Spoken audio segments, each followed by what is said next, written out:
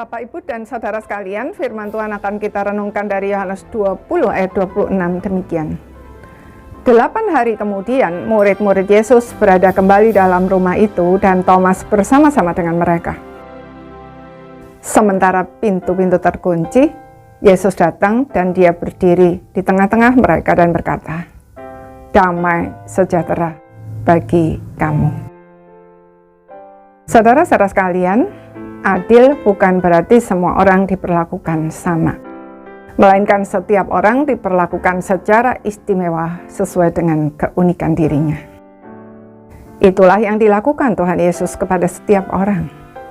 Walaupun nampaknya mereka semua memiliki pergumulan yang sama. Maria Magdalena yang sedih karena menyangka jenazah Tuhan Yesus dicuri orang, ditemuinya secara langsung di tempat di mana dia sedang sendirian dan dikuasai kesedihan. Tetapi terhadap Thomas, Tuhan Yesus menunggu selama 8 hari sampai dia bergabung kembali dengan murid-murid yang lain.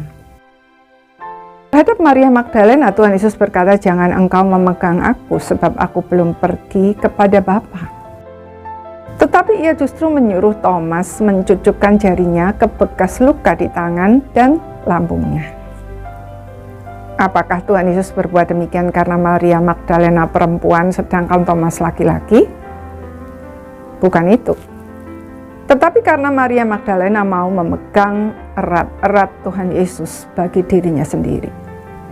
Terjemahan bahasa Jawa, "Ojo ngepok marang aku." Sedangkan Thomas membutuhkan bukti. Berbeda lagi dengan Petrus. Tuhan Yesus khusus menemuinya secara pribadi dan bertanya, "Apakah engkau mengasihi aku?"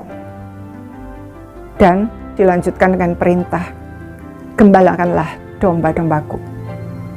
Tuhan Yesus bertanya sebanyak 3 kali. Karena setelah menyangkal Tuhan Yesus, Petrus membutuhkan peneguhan bahwa dia telah diampuni dan diutus seperti halnya murid-murid yang lain. Demikian juga dengan 2 orang murid yang pergi ke Emmaus yang dicatat oleh Lukas.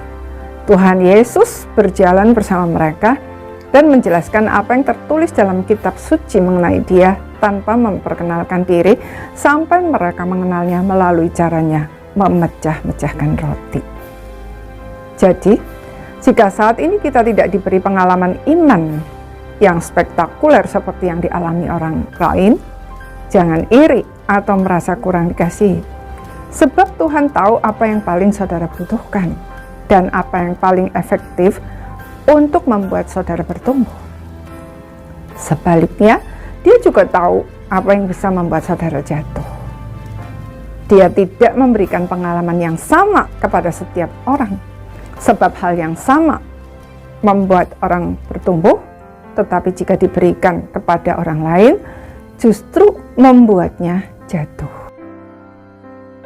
Mari kita terima dengan syukur semua yang Tuhan berikan kepada kita sebagai anugerah istimewa dan berproses dengannya, maka rancangannya yang sempurna atas hidup kita akan digenapi pada saatnya. Amin.